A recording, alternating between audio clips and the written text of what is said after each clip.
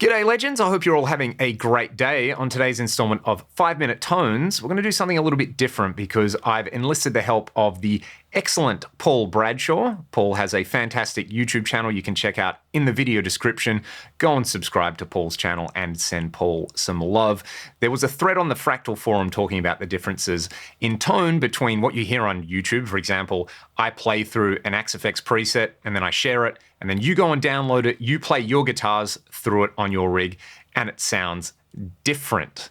So I was chatting to Paul, and Paul offered to send over some DIs so that we could compare two different guitar players with different guitars through the exact same Axe-Fx patch. I reamped Paul's DIs using the USB reamping feature on my Axe-Fx, and then I played through the same patches, attempting to play the same riff. So let's hear them, and we will listen out for any differences. Keep in mind, the thing that is changing are the players and the guitars. The rest of the signal chain is consistent.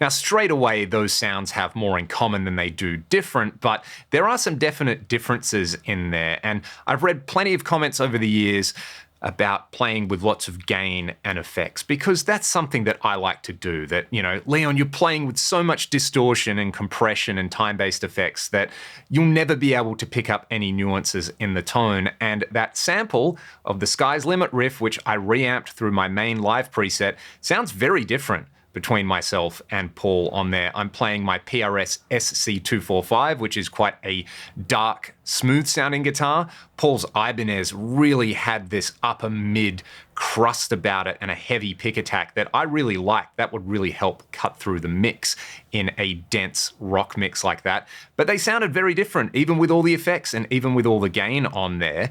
The AC/DC riff on there through the Brit 800, the overall tone was very, very close, but you could hear there was just a little less gain and a little less low end in Paul's sample versus when I was playing it. We were also playing it in the same position, but with slightly different techniques. I was playing it all downstrokes. I didn't even notice this until I was watching the video and editing it together. Paul's playing it with alternate strokes on there and then using his thumb over the top for the low note. So there's going to be some differences in there. You know, we haven't compensated for differences in pickups, strings, pick attack, which is very, very important, and even pickup height on there. What I did notice though was if I went back and I reamped Paul's AC/DC riff, and I just increased the gain coming out of the input block by about 6 dB, it sounded a little bit closer. Check it out.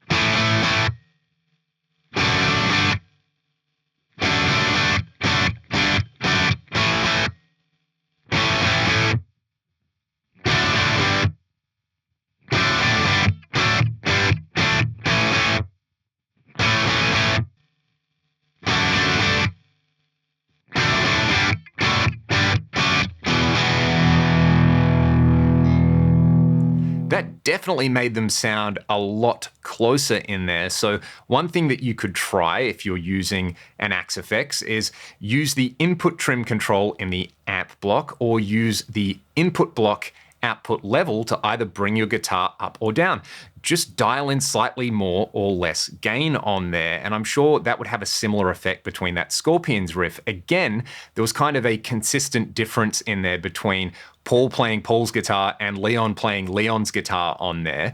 They had a lot in common, but you could definitely tell that there was some slightly different textural characteristics about it, if you want to say that, or they just had a slightly different character about them. I don't think one was necessarily better than the other. In fact, I was listening to it and I was like, actually, the way Paul plays and the way I play in a two-guitar band would probably complement one another really, really well. One's a bit brighter and tighter, one's a bit smoother and has a little bit more low end in there. So that was really, really interesting. But I think if you just tweaked the gain or you tweaked the amp EQ, you could make them sound a little bit closer to one another. I mean, shocking information right there, that when I do a tutorial, really it's not about, to use the analogy, giving a man a fish. It's about showing someone how to fish, saying, hey, given the initial conditions of the way you play and your guitar and your sense of taste and aesthetics and the things that you like and all the other things, all those human elements of music, they are important when it comes to dialing in a guitar sound, and use any of my tutorial videos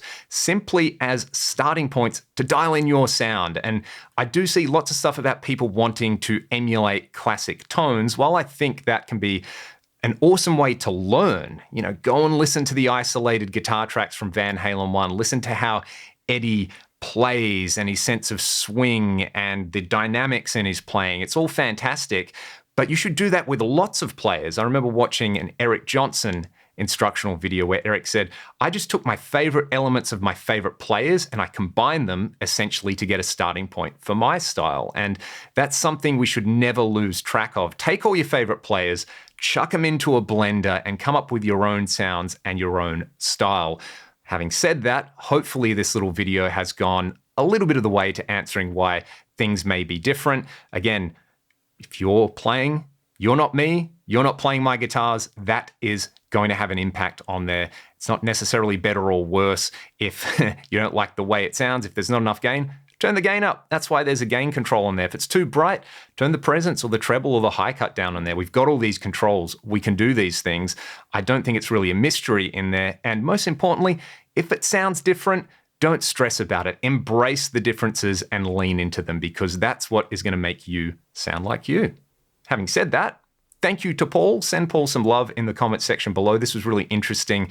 I was pretty surprised about the super high gain samples, that they did sound as different as they did on there. That would be worth an investigation, because you see a lot of discussion about, when you've got so much gain, it doesn't even matter. You darn kids and your gain and compression. Anyway, I digress. Have a great day. Thanks for watching, and I'll see you next time.